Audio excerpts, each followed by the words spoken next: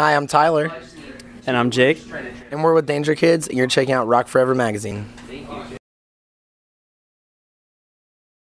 Hey guys, it's Tori from Rock Forever magazine, and I'm here right now with the guys from Dangerkids. Hello. How's it going? Hi, I'm Tyler. I'm Jake.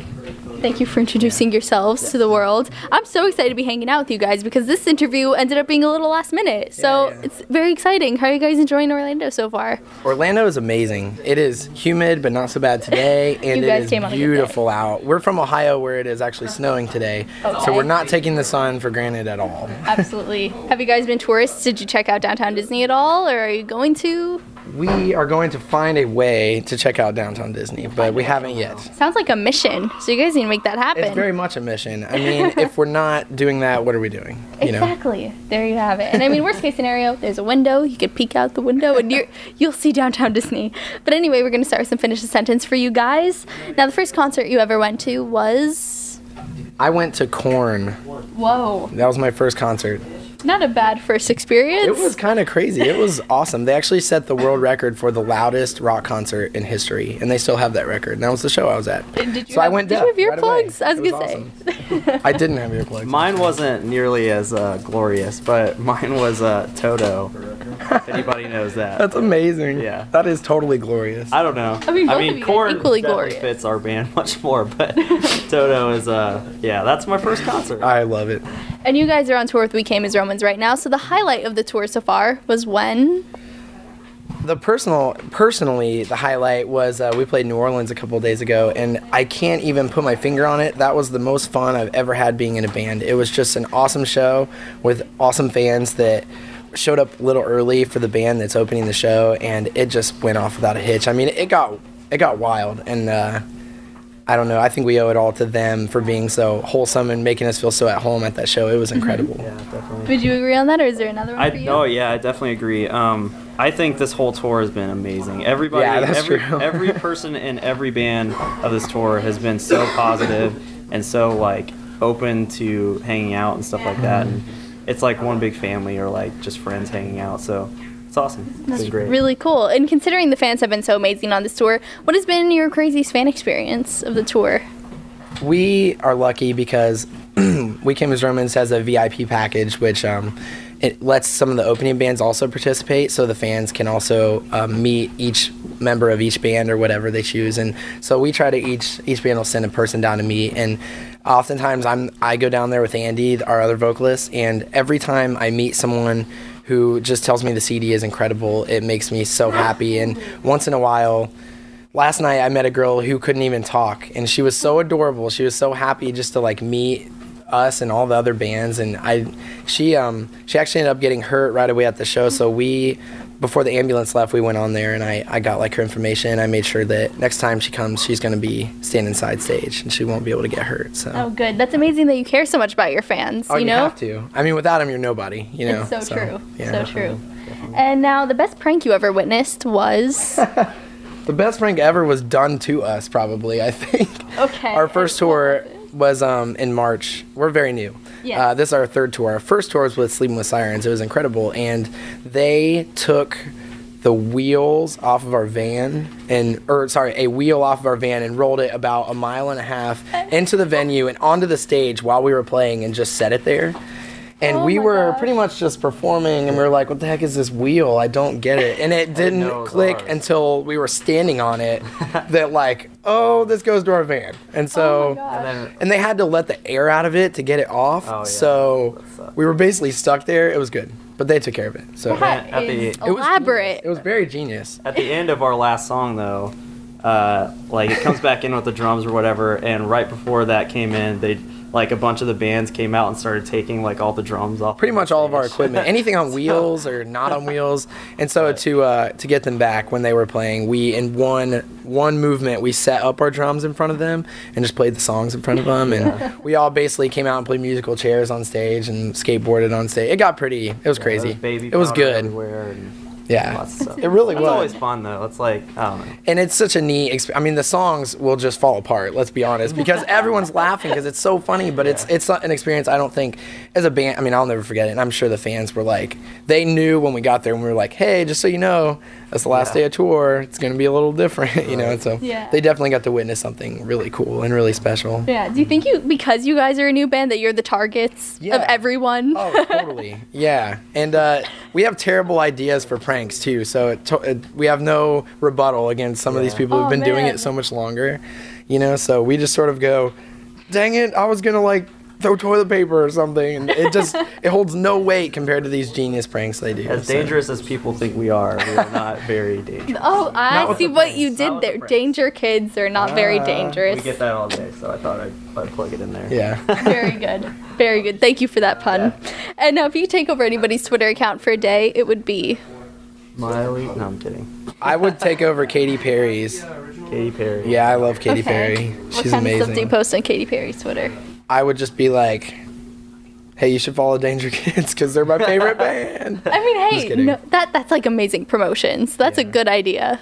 Yep. Good idea. So Katy Perry, if you want to tweet that, you're welcome. She's probably watching. She's a big fan. Hey, it is YouTube. You just never know. Hi, Katie. Hey, girl. And what about you? Anybody else? Oh, I don't even know. He would take over Dio's Twitter and never mind. Is that an inside joke I'm not in on? It is now. Oh. I'm looking at Andy over here off camera. So I would take over Tim McGraw's. There you go.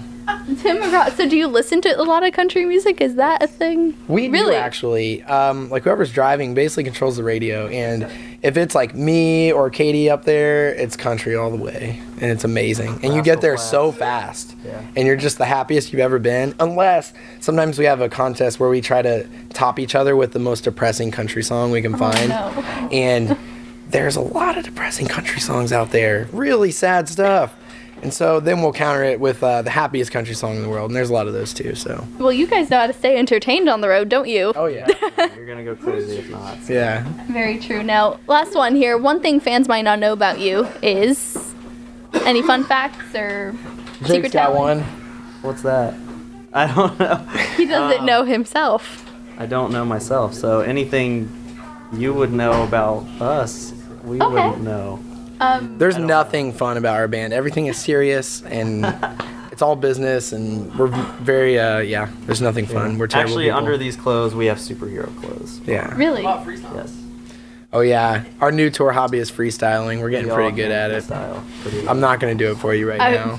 I was going to say, feel free to demonstrate. You guys are on to me, aren't you? I'm just trying to stay a step ahead, that's all. Yeah. I got it. Well, you guys have a new album, Collapse, out right now. Can you tell us a little more about this album? Yeah, Collapse is awesome. We recorded it and produced it all ourselves, and we had it mixed by a friend, Joey Sturgis, who's amazing and makes bands incredible. Yeah. And it gave us like the rare opportunity to take our time and do whatever we wanted, and Rise was really supportive. They loved all the feedback, all the songs, so we basically had free reign, and that's something not all bands get, and so we try to take that and run with it and hopefully end up with something really special. And Collapse to us is just a whole bunch of different stories of real things that happened to us, a lot of which happened during the time that we were actually recording, and just how we took a negative experience and tried to make it something a little more positive, and just how we grew as people out of that. And we felt the name Collapse sort of signifies like the lowest point, you can hit, and that it's very cheesy, but they say, rock bottom is the best foundation to start over and stuff. So we just thought it was like a fitting title. I mean, not cheesy at all. That is so true. Thanks. And this was your debut album, right? Mm-hmm. Yeah. So what was the experience like for you guys to record this album, and what was it like? It started out very nerve-wracking, I think, just because the responsibility, but as it went along, I think everyone was I think we impressed ourselves. I think that we discovered things we wouldn't have if we had paid someone else to make it sound good, Instead, we sort of took that responsibility upon ourselves. And as things are coming out and we are just like so impressed with what we've made, I think the pressure sort of started to die down. Okay. And it was more like, let's have fun, let's do things that we are interested in, and just for no other reason than it sounds cool and it feels right. And that's where we ended. I think the hardest part about it is deciding who you are and who you want to be. And with your first record that is like naming yourself. Yeah. kind of, Right. you know, and creating a sound that you like to play and that you'll be recognized Yeah, for, hopefully, exactly. you know, for So- a long time. Yeah, so considering you guys did have the pressure of trying to figure out your style and find your identity, did your vision for the album change from start to finish? Did you go in with a different idea and then leave with a totally different album? It only changed when the goal changed. What happened was we never meant for this to be anything more than us having fun, and I know a lot of bands say that, but we are no different. I guess we really meant that, and we were like, we're gonna record some songs ourselves, we're gonna release an EP, it's gonna be so fun. And what ended up happening was we just got a lot of attention we weren't prepared for, and so all of a sudden we were like, okay, we're going to record someone else. And then everyone's like, no way, you're going to record it. Because, I don't know, they felt we had something really special just among us collaborating with each other.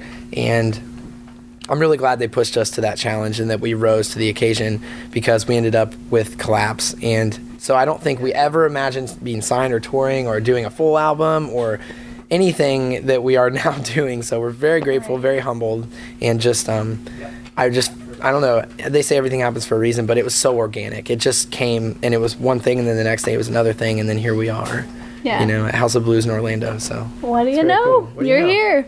And you guys have a very distinct style of music. You've got some rapping going on Yeah. and some rock and some hardcore and Yeah. who knows what else is thrown Who in the knows? mix? Who even a knows? little bit of country. Just kidding. Exactly. But what inspired you guys on this album while you were working on it? What were you listening to? And what inspired you guys lyrically? I usually shout out the same bands that I think our band pulls from a lot, because I think we all have our own individual influences. Like Jake writes a lot of guitar stuff. I mean, he writes a lot of songs, period, but definitely heavy into the guitar writing, and his experience might differ. Like, I usually like to compare our band to like a modern Linkin Park. I think a lot of fans draw that conclusion on their own. A personal favorite of mine is a band called Inner Party System, which isn't a band anymore.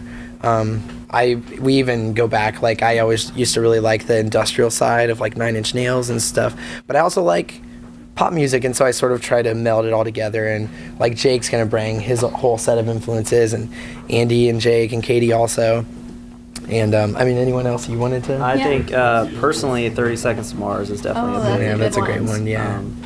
But yeah, definitely. Anyone definitely who- Inner Party and 30 Seconds to Mars. Yeah, I feel like anyone who is a rock band that brings a really unique electronic element. You know, it's not just sort of like background or to compete with what other people are doing, but it sort of defines the sound. Yeah. And I feel that way about 30 Seconds to Mars. There was a group called Pendulum that's actually coming back, from what I understand, and they're like a band, but it's like drum and bass music. It's very cool, and I just have a deep appreciation for people who can be so identifiable with their sound, and I hope to one day reach, you know, a level where people can go, ha, that's a Dangerkids song. You know? I mean, absolutely. I remember seeing you guys play on that Sleeping With Sirens tour, and you stood out from everyone else with your rapping, and it was just like, it was so cool. So you guys definitely have your own unique style, and it's distinct, and it's great. Well, I appreciate that. We have ways to go, but I thank you. It's nice to hear that. Thanks. Yes, and for anybody who doesn't know the band yet, if they could only listen to one song from the album as a first impression, which song would it be and why?